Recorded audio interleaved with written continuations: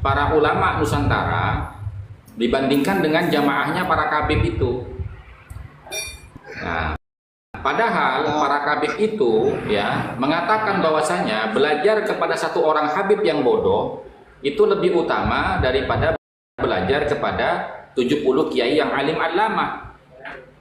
Nah, pernyataan itu kita buktikan kebenarannya dengan apa? Dengan kita lihat bagaimana sikap karakter daripada jamaahnya Ba'alawi dengan para pendereknya para kiai, gitu loh. Betul. Nah, para pendereknya kiai-kiai ini ketika dia berargumentasi selalu menampilkan ya referensinya. Sementara kalau para mukibinnya Ba'alawi itu mereka tidak lebih hanya apa? Framing, penggiringan opini, fitnah, caci maki, ngeyel gitu. Sangat betul itu. Jadi dari situ saja kualitasnya bisa ketahuan teman-teman ya. Untuk kedepannya kemana kita itu menempatkan anak cucu kita dalam proses pembelajaran dasar-dasar agama. Apakah ke Ba'alawi atau ke para kiai-kiai kita? Itu bisa menjadi tolak ukur gitu loh. Assalamualaikum warahmatullahi wabarakatuh. Waalaikumsalam warahmatullahi wabarakatuh. Waalaikumsalam. Dari tadi saya ngomong assalamualaikum buat Mbak M ini nggak ada komen dia. Silakan Ya, Gunakan ilmu. Silakan lanjut. Silakan Bang komen Mbak M mau nanya atau mau bernarasi atau mau menyampaikan sesuatu silakan. Cuma ingin menjawab dari narasi Bang anak petani ini ya. Oh iya silakan. Pertanyaan-pertanyaan yang sudah menggumpal dari tadi yang sekian banyak. Oh iya. Kenapa dan apa yang didapatkan? Nah, kenapa para muhibbin ini begitu getolnya membela dan mempertahankan keyakinannya? Karena selama ini ketika para habib Ba'alawi ini muncul di publik secara global di Indonesia ya, mereka itu terdoktrin dengan begitu masif, dengan penampilan, kemudian kata-kata yang disusun sedemikian rapi, sehingga anak bangsa terutama yang punya background santri ya ataupun orang awam sekalipun, mereka terdoktrin dengan begitu masif yang notabene-nya adalah ketika mereka tidak mencintai para habaib, maka tidak akan pernah mendapatkan syafaat daripada Kanjeng Nabi Muhammad SAW. Dan terus kemudian kata-kata yang sama, bahasa yang hampir sama, narasi yang hampir sama, semuanya digaungkan di seluruh antero Indonesia. Kemudian ya banyaklah hal yang sehingga para muhibbin ini begitu yakin dan begitu sangat mencintai mereka. Karena apa? Karena tameng yang mereka buat adalah baginda Nabi Muhammad SAW. Dan kemudian alasan daripada hal tersebut, para muhibbin ini mengapa begitu getol dan begitu kekeh mencintai para habib ini?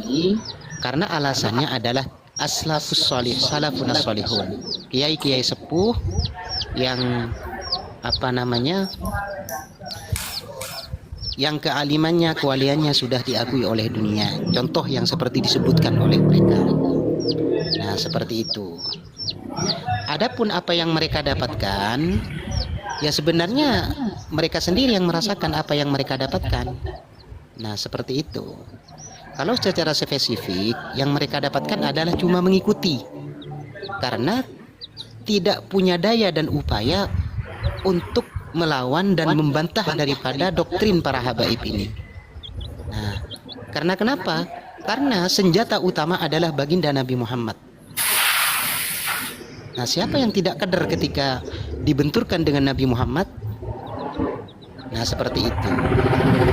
Kemudian modal berikutnya adalah husnudzon, karena mereka taklid dan ittiba pada para kiai-kiai sepuh. Nah, seperti itu.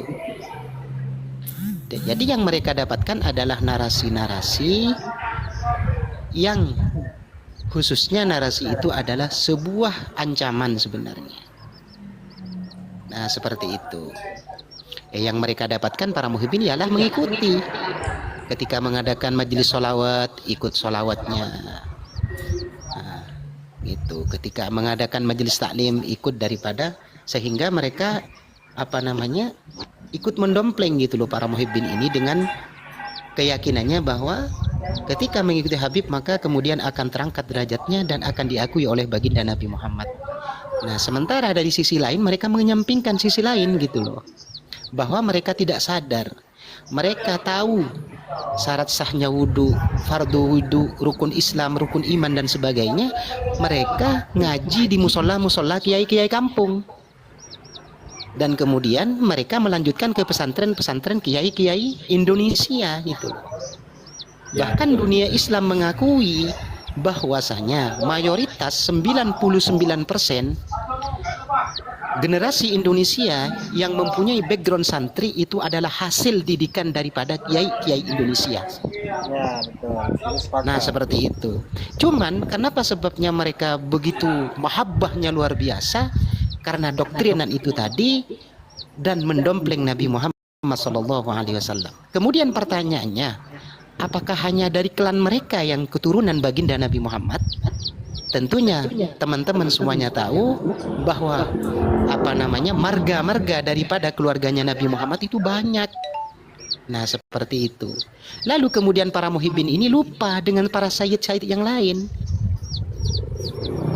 Mereka menomorsatukan para habaib di atas para sadah-sadah yang lain gitu loh. Betul. Kenapa sebabnya? bisa begitu? Ya, kenapa bisa begitu? Karena terdoktrin dengan begitu masif sejak mulai dari awal 2000-an. Iya. Dari awal 2000-an. Karena di dalam kitab Bughyatul Mustarsyidin itu jelas dikatakan, ya, inna sadatana Ali Ba'alawi afdal ahli baitin nubuwah. Gitu. Jadi yang paling utama di antara zuriyahnya Nabi itu adalah Ba'alawi. Itu doktrinnya. Itu di kitabnya itu Bughyatul Mustarsyidin itu. Ya, makasih. Lalu kemudian setelah berjalan dari masa ke masa, dari tahun ke tahun, sehingga mereka mulai menggelontorkan pendapat narasi-narasi yang sangat melecehkan umat Islam di Indonesia. Sebagian ya, tidak semua, karena ada yang pro, ada yang kontra. Terus kemudian membahas masalah kafa'ah tentang sebuah perkawinan. Ketika seorang habib menikahi ahwal, ya, yang dikatakan ahwal, mereka bebas, ya kan? Nah, disinilah timbul suatu problematika di dalam kehidupan berbangsa dan bernegara. Ya, seperti itu. Walaupun kafa'ah itu memang ada, namun kita harus melihat, karena ketika kita melihat bahwasanya di dalam sebuah kitab, ya, ada yang mengatakan bahwa satu Habib lebih mulia daripada, bahkan ada ustadz di Pontianak mengatakan dengan berapi-api. Ini yang sangat saya sayangkan. Beliau ini ustadz dari Sampang asalnya, cuma domisilinya di Pontianak. Tentunya Gus Hasan sudah tahu itu. Iya. Dengan berapi-api dia ini mengatakan bahwa kakinya seorang Habib itu lebih mulia daripada 70 sorbannya ulama, kiai. Nah, seperti itu. Apakah ini tidak menyakitkan gitu loh? Ketika ada narasi yang seperti ini, narasi yang sangat serampangan, tidak sesuai dengan ilmiah, seperti itu. Akidah, Pak, bukan ilmiah, Pak. Akidah itu. Larinya kayak gitu. Enggak, ini perlu diluruskan. Makanya saya sangat mendukung dengan kejadian ini gitu loh. Walaupun saya tidak membenci siapapun, karena membenci itu dilarang oleh agama. Cuman ketika ini terus dibiarkan berlarut-larut, maka kemudian posisi orang-orang yang dihormati di kampung-kampung maka akan terdegradasi. dengan doktrin-doktrin yang seperti itu. Karena di situ tidak ada kebijakan gitu loh. Tidak ada keseimbangan, tidak ada balance. Mereka monoton. Gitu loh. Mereka menarasikan sebuah penekanan itu bahwa merekalah yang paling mulia dari segala kemuliaan yang ada. Nah, ini yang sangat disayangkan. Maka kemudian ketika ada polemik nasab ini, ada seorang kiai yang menggelontorkan sebuah pendapat hasil daripada penelitian tersebut, maka ini adalah hikmah bagi anak bangsa Indonesia, sehingga kita tidak tidak tertekan, karena banyak oknum-oknum itu menekan gitu loh, memaksa untuk meminta sesuatu. Aneh minta ininya ente ya, kalau ente tidak ngasih, ente tidak akan dapat syafaat. Ini banyak terjadi ini. Oh, bahaya itu ya. Iya, bahkan ada yang bercerita bahwa ada salah satu kiai, itu narasi dari oknum ini ya, bahwa ada salah satu kiai di Jawa ketika diminta istrinya dikasihkan, gitu loh. Iya, ada narasi ini, entah itu benar atau tidak, wallahu a'lam. Itu benar kejadian itu. Inti daripada tujuan tersebut bahwa ketika ada istrinya muhibbin yang cantik, maka hati-hati, gitu loh. Dan banyak ini kasus-kasus seperti itu. Maka berangkat daripada polemik nasab ini ada suatu hikmah. Walaupun misalnya benar atau salah, itu kita serahkan pada Allah. Tapi ini adalah hikmah agar menjadi shock terapi bagi orang oknum yang seperti ini. Nah, seperti itu. Maka dari itu, lepas daripada salah dan benarnya sahih atau dhaif ya, mari kita perjuangkan semuanya untuk menyuarakan kebenaran agar semuanya cepat menjadi clear dan cepat terselesaikan dengan baik. Nah, seperti itu. Sekian, terima kasih. Masya Allah, Masya Allah. Narasinya sangat baik. Emang kita nggak ada kebencian, cuman kita harus mengatakan, mengutarakan yang benar-benar, yang salah-salah. Sebentar Bang Alvin. Ini saya mau menjawab sekilas ya daripada BNPM ini. Bos, saya ini bergaul dengan para habaib sejak 2005. Dan saya merasakan bagaimana bergaul dengan para habaib. Dan saya banyak tahu tentang cerita dari para habaib. Habaib sebagian di Kalimantan Selatan kenal dengan saya. Ngerti nggak sih? Ini akun saya asli ya. Ya, ini BNPM ini tuh, akalnya sudah tidak ada dia. Dia berkata itu menulis juga tidak punya perasaan kalau bicara. Ya berarti itu bukan Mukibin, tapi Mukori. Mukori. Habib itu otaknya dengkul. Saya tidak nampung cerita, saya menceritakan secara faktual apa adanya. Karena ketika saya mengatakan sesuatu yang tidak saya alami dan tidak saya ketahui, maka saya adalah memfitnah. Walaupun di forum ini mungkin ada unsur-unsur ghibahnya. Terus terang saja. Tapi dikarenakan ini adalah sebuah pelurusan dengan pelurusan akhlak, tata krama dan sopan santun, maka kemudian saya akan luruskan.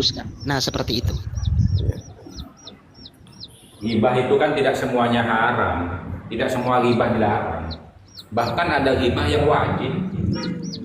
Ya, ini kan secara spesifik, secara qat'inya ghibah itu dikategorikan sebagai sesuatu yang haram. Cuma di situ ada khilafiyah ulama, kan begitu, Gus.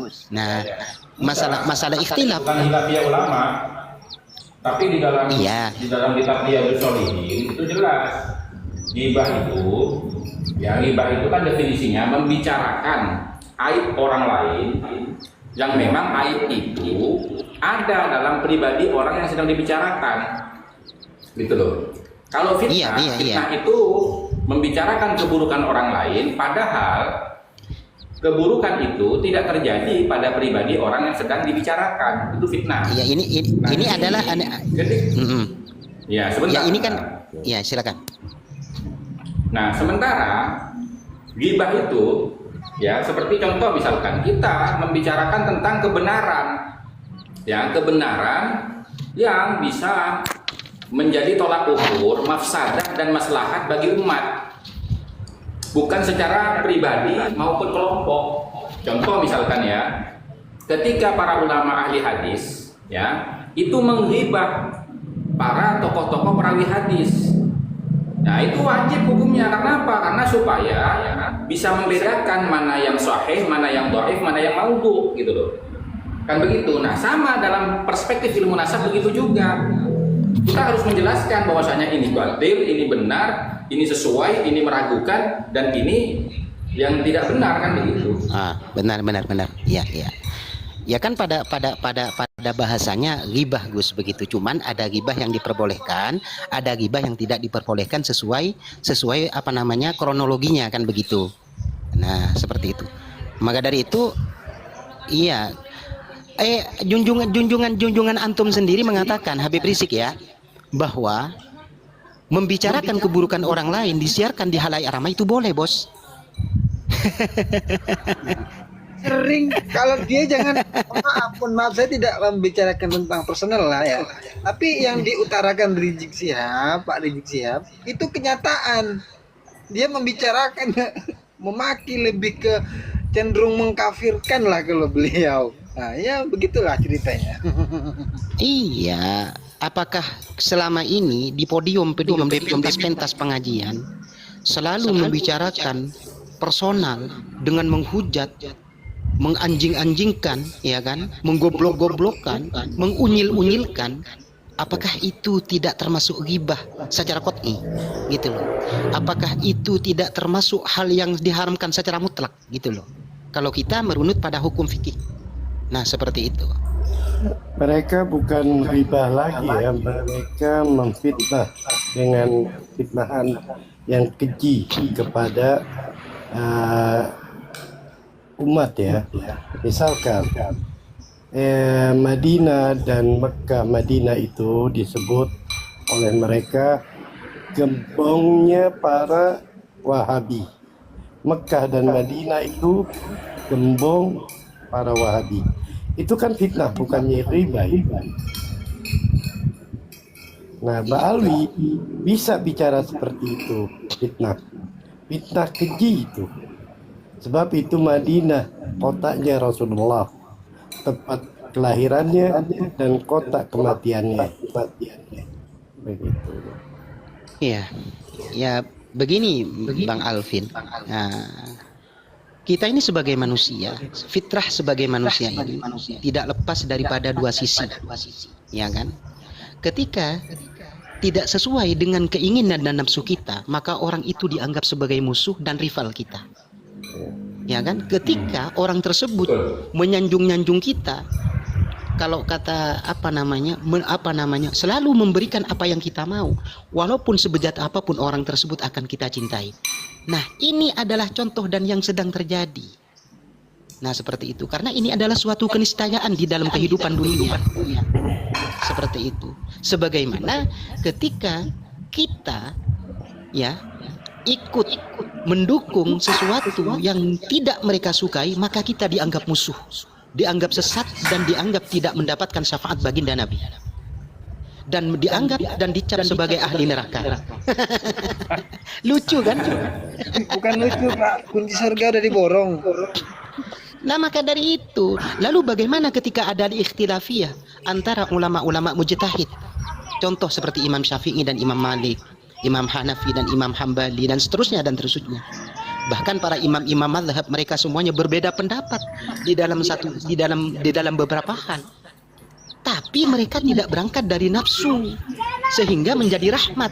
Nah, ini ketika ada seseorang mempertanyakan masalah keabsahan nasab, justru dijadikan sebuah bola salju dan mengombang-ambingkan keyakinan umat di Indonesia. Nah, seperti itu. Maka dari itu, dari kemarin ya, saya menekankan untuk teman-teman yang punya kapasitas, yang punya akses kepada pihak-pihak berwenang, ayolah dorong untuk meminta sebuah sebuah fasilitas untuk mempertemukan keduanya ini. Seandainya lalu diadakan undang-undang atau peraturan, ketika tidak ada yang hadir salah satu di antara keduanya, itu ciduk. Seperti itu. agar memberikan efek jera gitu loh, biar tidak membingungkan umat. Seperti itu. Malah sibuk memframing kajian orang, bacaan kitab orang disalahkan ininya, itunya, ininya. Ini apa? Mereka mengatakan kaum orang-orang yang mengikuti Kiai Imaduddin ini dikatakan dajjal. Lalu kemudian mereka apa gitu loh? Karena sama-sama begitu. Emaknya Dajjal. Nah begitu loh. Jangan kita ini selalu sibuk memframing. Nah ini Rom Gus Hasan ini kalau menurut saya ilmiah banget gitu loh. Karena selalu membawa referensi dari definisi yang ada. Makanya saya berani masuk ke sini. Seperti itu. Kemarin saya masuk salah satu roomnya Habib. Waduh, saya dihujat habis-habisan di sini. Tapi saya tidak mundur sedikit pun. Oke, terima kasih, dipersilakan lanjut. Baik. Terima kasih. Ya, ini Semangat Gus. kembali saya menjelaskan ya teman-teman tentang masalah 6 bentuk riba yang dibolehkan dalam Islam itu ya. Boleh Gus, silakan Gus. Nah, ghibah itu apa? Ghibah itu definisinya adalah membicarakan keburukan orang lain, yang mana keburukan yang dibicarakan itu memang ada dalam pribadi orang yang dimaksud. Itu ghibah. Nah, kalau fitnah itu membicarakan keburukan orang lain, sementara keburukan yang dia bicarakan itu tidak pernah terjadi dalam pribadi orang yang dimaksud. Itu fitnah, gitu loh. Nah, di sini ada 6 bentuk riba yang diperbolehkan dalam Islam. 1, saat dizolimi. Nah, ketika orang itu merasa dizolimi, kemudian dia melaporkan kepada pemerintah yang terkait, misalkan aparat atau di persidangan. Nah, itu memang dia diwajibkan untuk menceritakan kronologi orang yang menzolimi dia dari sisi mana. Itu wajib diceritakan tuh. Nah, ya. Kemudian yang kedua, saat minta bantuan untuk menghentikan kemungkaran. Ya, ketika ada orang yang memang dikenal tuh, orang itu pencopet, perampok misalkan gitu. Tiba-tiba orang tersebut yang dikenal sebagai pencopet, perampok dan penjahat itu masuk ke dalam wilayah kita. Nah, kita harus melaporkan kepada kepala desa atau aparat setempat bahwasanya ini ada orang perampok, dia itu pencopet, dia pernah punya kasus ini, kita harus waspada. Nah, itu wajib itu. Kenapa? Demi ketentraman dan kemaslahatan masyarakat di sekitarnya. Tuh. Yang kedua, saat minta fatwa. Contoh misalkan saat sekarang nih, bagaimana nasabnya Ba'alawi? Nah, kita jelaskan cacatnya di mana, ya. Terus ketidaktersambungannya berdasarkan apa? Ya, kemudian kitabnya itu palsu apa asli, ya, manuskripnya itu benar apa salah, itu wajib. Karena apa? Dalam rangka meminta fatwa, gitu loh.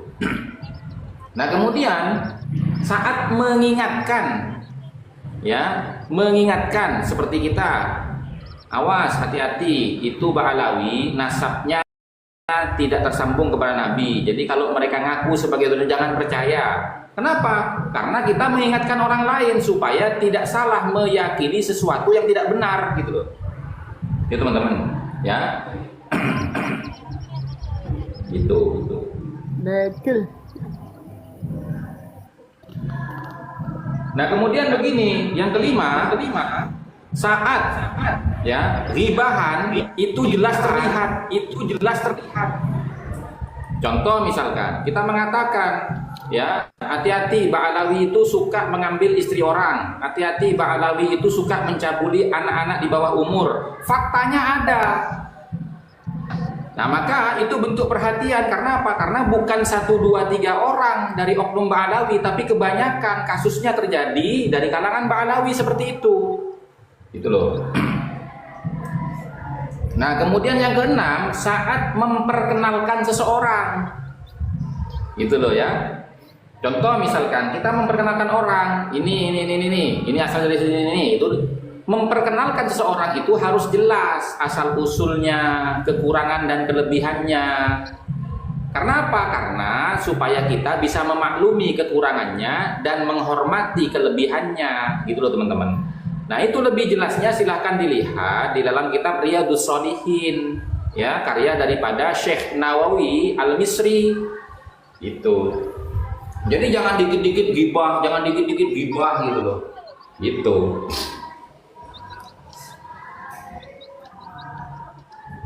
Nah, sementara kelompok mereka sendiri itu sangat keras sekali ketika menggibah, bukan hanya menggibah biasa teman-teman, sampai fitnah, bukan hanya gibah loh, fitnah.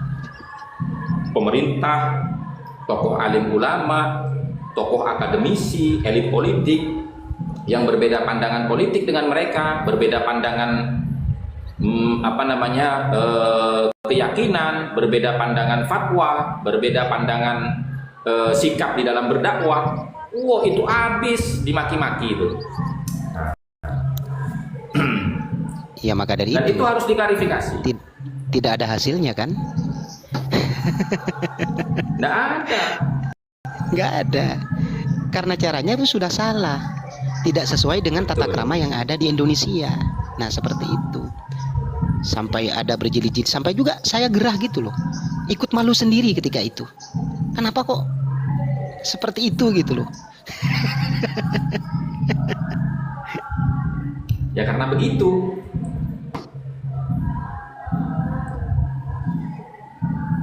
Oke, monggo teman-teman.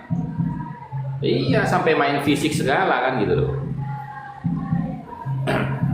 Kalau seumpamanya para alim ulama kita, para tokoh-tokoh kita itu tidak meredam ya kemarahan masyarakat, itu bisa habis itu.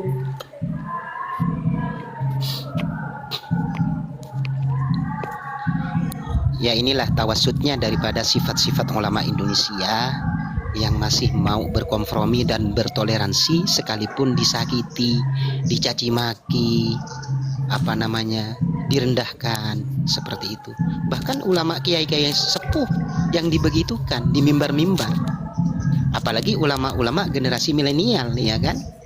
Semakin gencar mereka merendahkan, membuli, bahkan suruh jangan diikuti dan sebagainya dan sebagainya. Karena apa? Statement mereka itu, mereka datang ke Indonesia mencetak ulama yang mana gitu loh.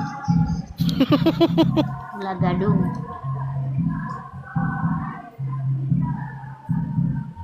Ulama yang mana? Ulama yang lorek. Ulama Imam Muhdor yang nongkrong di tepi laut tuh. Yang jadi emas itu. Awas nanti sampean dikasih shock terapi tegangan tinggi loh. Ya bukan dikeluar-keluarkan Bang BNPM. Ini adalah suatu contoh yang sudah terjadi di beberapa titik daerah yang mereka ini dari saking takutnya terhadap tidak mendapatkan syafaat dari Rasulullah sehingga mereka diam karena mereka tidak berkutik. Kenapa sebabnya? Karena mereka memakai nama baginda Nabi dan di dalam tubuh mereka mengalir darah Nabi. Nah itulah yang masih dihormati oleh masyarakat awam.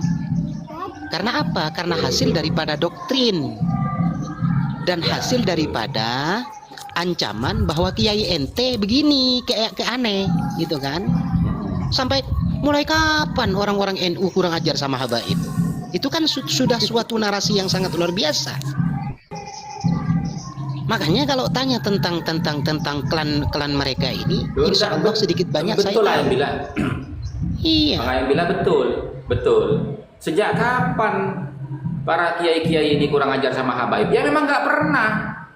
Tapi kalau para habaib itu sejak dulu kurang ajar sama kiai-kiai. Ini pernyataan dari salah satu habib, Gus, di dalam sebuah ceramahnya mengatakan, ya kerucu-kerucu kan ada